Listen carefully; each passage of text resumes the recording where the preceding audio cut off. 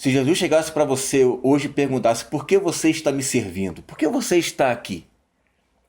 Qual seria a sua resposta? O profeta Malaquias, ele dá um parecer muito interessante a respeito do povo de Israel, quando Deus faz um tratamento com eles. E então Deus repreende eles por meio do profeta Malaquias, por causa das suas murmurações. Mas veja o nível de reclamação deles.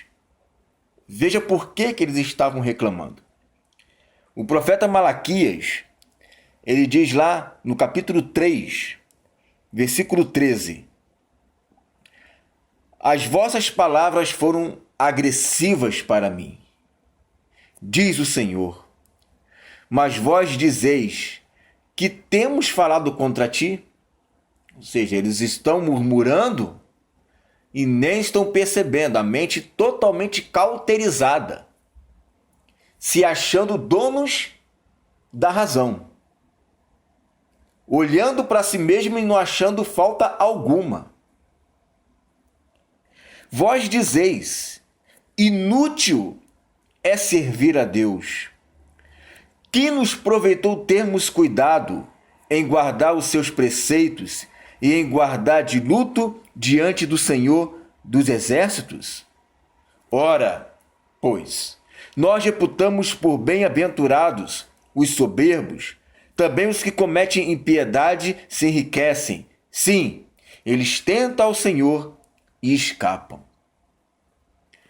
Você vê que são pessoas que estavam servindo a Deus, que estavam aparentemente obedecendo os mandamentos. Eles falam isso, olha: que nos aproveitou termos cuidado em guardar os seus preceitos, que nos adiantou andar de luto diante do Senhor dos Exércitos. Que nos adiantou? Era porque eles estavam servindo a Deus, mas esperando de Deus algo em troca. Eles estavam servindo a Deus, mas queriam que a vida deles estivessem de uma maneira pujante e edificada como os ímpios estavam. Eles estavam obedecendo, eles estavam guardando os preceitos, os estatutos, estavam de luto, mas todos esses preceitos que eles serviam, que eles obedeciam, que eles seguiam, nada mais era do que algo estereotipado. Eram obrigações, eram doutrinas externas. Eu faço isso porque eu tenho que fazer. Eu obedeço isso porque eu tenho que obedecer. Eu sigo isso porque eu tenho que seguir. Quando a pessoa vem para Jesus e ela vem por questões morais e éticas, porque eu obedeço como se fosse algo obrigatório, e não porque foi plantado na minha fé, não porque foi plantado no meu coração pela fé.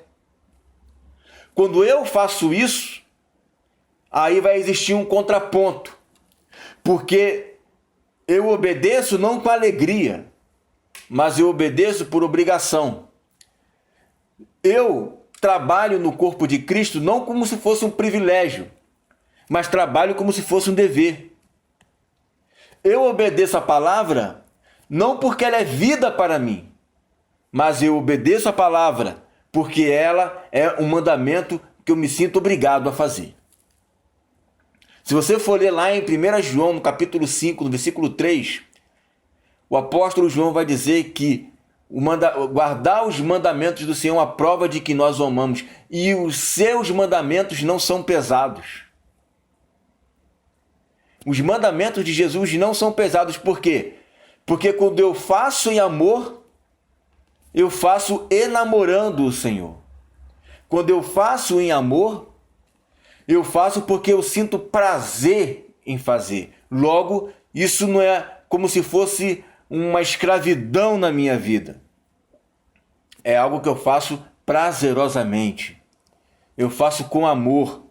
Eu faço com alegria. Quando eu faço as coisas e quando eu vou a Jesus esperando algo em troca, o resultado é esse. É inveja dos ímpios. Porque tem muita coisa que Jesus não me prometeu e eu quero para mim. Aí eu começo a olhar para o ímpio e eu penso, ora, o ímpio prospera. O ímpio faz o que quiser, adultera, tem um monte de mulher, fica com todo mundo, tem relações sexuais com todo mundo. Eu estou aqui me guardando, até agora não me aconteceu nada, inútil é servir ao Senhor. Isso é inútil. Eles não temem a Deus. Eles não fazem nada para Deus. E como diz o texto, estão se enriquecendo, estão se edificando. Eu só não tenho coragem de chutar o balde. Mas eu fico aqui dentro murmurando e obedecendo estereotipamente, com preceitos e doutrinas externos, com sentimentos de obrigação. E o evangelho não entra no coração de quem obedece por obrigação. O evangelho entra no coração daquele que tem sentimento de ser servo, independente de qualquer coisa. É aquilo que o profeta Abacuque, ele fala lá no capítulo 3, no versículo 17. Ainda que a figueira não floresça, não haja fruto na vide, o produto da oliveira minta, as ovelhas sejam arrebatadas, e nos currais não hajam vacas, eu, todavia, me alegrarei e me exultarei no Deus da minha salvação. Jeová, o Senhor, Ele é minha força. Então, independente da minha vida, aquilo que o apóstolo Paulo fala, sei estar em abundância e sei padecer necessidade. Em tudo estou instruído. Posso todas as coisas naquele que me fortalece. Não são as condições externas que vão dizer se eu vou servir a Deus ou não. O servir a Deus já tem que ser algo proposto no meu coração e muito bem assentado e edificado, independente da situação. Seja governador do Egito, seja preso num calabouço, eu sirvo ao Senhor. Quando você serve a Deus esperando algo em troca, como se fosse uma barganha, ó, eu tô aqui, mas você vai ter que também me dar o troco, hein? Olha, eu tô aqui para te servir, mas você também vai ter que me fazer alguma coisa, hein? Aí entra a decepção. Aí entra a amargura. Porque você ouve o tempo todo, muitas das vezes, né, erradamente, que você vai conquistar, que você vai ganhar, que você vai conseguir, que você vai ter, que você vai prosperar nisso. E a prosperidade tem um amplo leque de explicação, que a maior prosperidade é a prosperidade no seu interior. O externo são as outras coisas que Jesus disse que é te dar, dependendo da sua necessidade. Mas como você quer acima da sua necessidade, e quando você pede a Deus algo que é para os seus próprios deleites, para a satisfação da sua carne, para querer se mostrar, para querer aparecer, para querer dizer que tem, para querer dizer que a sua vida é um sucesso, o Evangelho não promete nada disso. O Evangelho não é isso. Não é isso que traz, né, o verdadeiro Evangelho. O Evangelho nos diz que fui moço e agora sou velho, e nunca vi um justo padecer necessidade nem mendigar um pão. Agora, você sair da miséria é o mínimo que o Evangelho te promete. Agora, ser rico, isso o Evangelho não promete. Se você pensa que vir para a igreja e aceitar Jesus é uma garantia selada de que você vai ser rico bastando dar dízimo e oferta, você vai ficar na mesma situação do que esses camaradas aqui, porque o Evangelho não promete isso. Muito pelo contrário, Jesus disse, é mais fácil um camelo passar no fundo de uma agulha do que um rico entrar no reino de Deus. Mas para Deus tudo é possível. Tá? Então, se você vem para a igreja se você vem para Jesus com esses interesses, e eu vi muitas pessoas entrando na igreja com esses interesses, se decepcionaram, ficaram amargurados, ficaram entristecidos, ficaram aborrecidos, porque eles acharam que o evangelho é você ter a vida boa igual o ímpio tem, e não é. O evangelho não é ter a vida boa igual o ímpio tem. O evangelho é o seguinte, é o que Paulo falou: se você tem o que comer, se você tem o que se vestir, contente-se com isso. Porque é o mínimo que Jesus ele promete para nós, é o mínimo. Padecer necessidade, né? Viver na miséria, isso Jesus não prometeu não. Mas o mínimo de dignidade, viver uma vida digna, isso ele prometeu. Né? Ele disse, né, que não andeis ansiosos nem pelo que haveis de comer, nem pelo que haveis de beber, nem pelo vosso corpo, pelo que haveis de vestir. Pronto. Essas coisas ele vai te dar mediante as necessidades. Agora, você tem que se preocupar em buscar o reino de Deus. Busque o reino de Deus. O que estava faltando para eles aqui era servir ao Senhor independente da situação. Eles serviam a Deus esperando algo em troca. Eu não estou dizendo que Deus vai fechar as portas do céu e não vai te abençoar. Eu estou dizendo que é para você servir ao Senhor independente do que você tem. Se Deus amanhã abrir as comportas do céu e te encher de bens, porque Ele pode te encher de bens, amém. Mas se amanhã Ele também tirar tudo de você, amém também.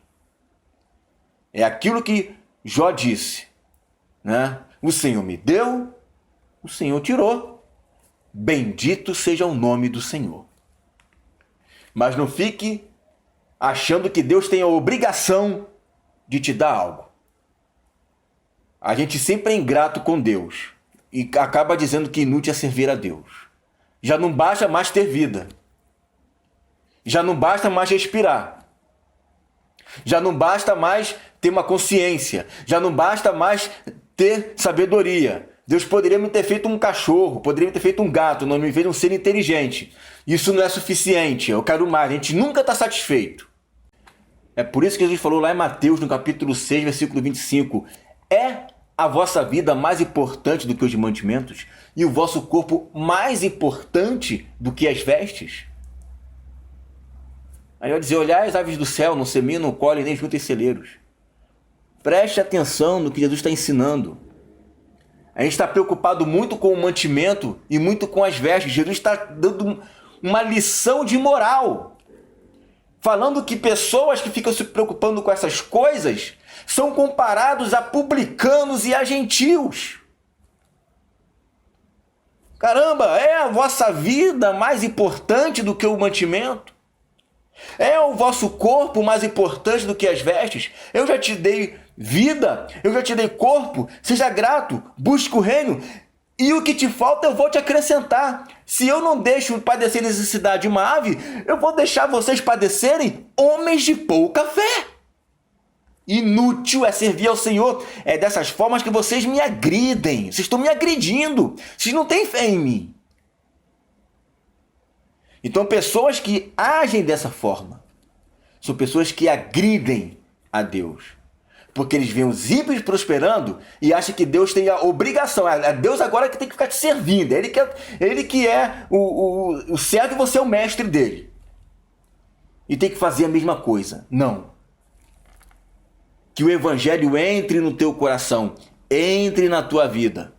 Que o evangelho, ele realmente, de fato, venha te tomar de tal forma que você possa sempre dizer: a tua graça me basta. Quando você fizer isso, pode ter certeza que o Senhor vai te acrescentar muita coisa.